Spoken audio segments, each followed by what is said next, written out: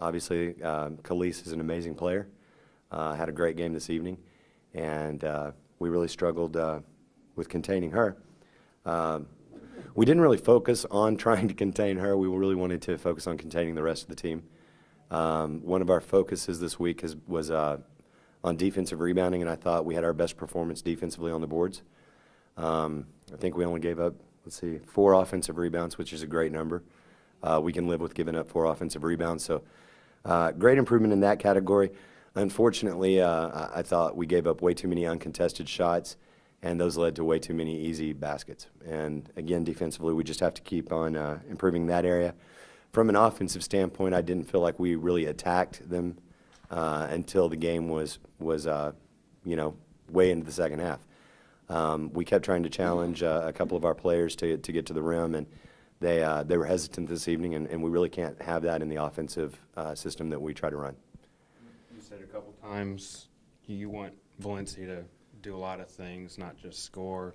She had, a handful of rebounds and assists, but she was only 1 of 8 from the floor. I guess you found out it's also kind of hard to push past the opponent if she doesn't get on the scoreboard. I guess. Right.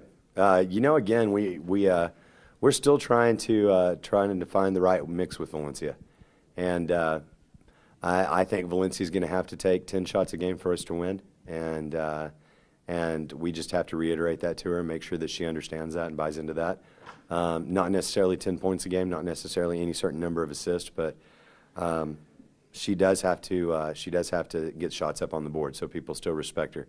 Additionally, her assist to turnover ratio has been phenomenal, and I think that 3 games she's had 2 turnovers, maybe, if I'm not mistaken, which is unreal with the number of minutes that she's playing. Playing 28 to 30 minutes a game, and as a point guard and being your primary ball handler and only having two turnovers through 3 games is a pretty great number. But yeah, we do. We're going to have to get her to be more aggressive in our offensive sets and really look to attack more. Do you want her to drive to the basket more? I think she only ended up with 2 free throw attempts. I think that would be kind of a absolutely. We do want Valencia going to the rim more, and we think that when Valencia's going at full speed, that it's really hard for a defender to stay between her and the basket. I think that gets Valencia out of her comfort zone a little bit. I think that she's not adapted yet to really forcing herself to go as hard as she can every time she's on the floor, and that's partly our problem. As coaches, we've got to demand that more from her. And again, I'm not taking anything away. She's an amazing player, and she will be an amazing player.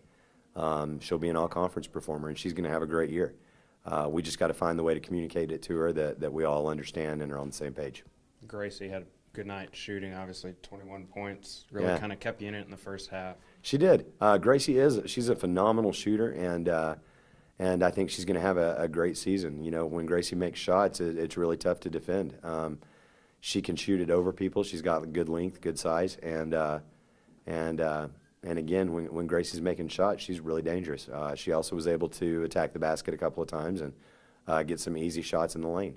And that's what we need Gracie to do, is be versatile enough to make the open 3-point shot, as well as be able to shot fake and get to the rim when somebody closes out long on her. And she's starting to develop that aspect of her game. And once she gets that down, I think Gracie's going to be a handful.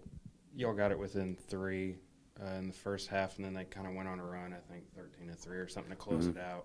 Did they do something different? How'd they jump out? I don't think that they did anything different. I think we lost our intensity. This is a team that is still struggling with its identity. It's a team that's still very critical of itself and really struggles to rebound from mistakes. And I think that we have to continue to preach to them, you're always thinking about the next thing. Quit thinking about the last thing. Think about the next thing that you should be doing. And that's just a mindset and a mentality. We need to challenge them to make up for their mistakes, by getting the next rebound, by, deflecting the next pass, by taking a positive action on the next possession rather than dwell on the negative. Our team is emotional, and they ride a roller coaster, and I think that we have to become a more even keel team, and not let those waves go high or low.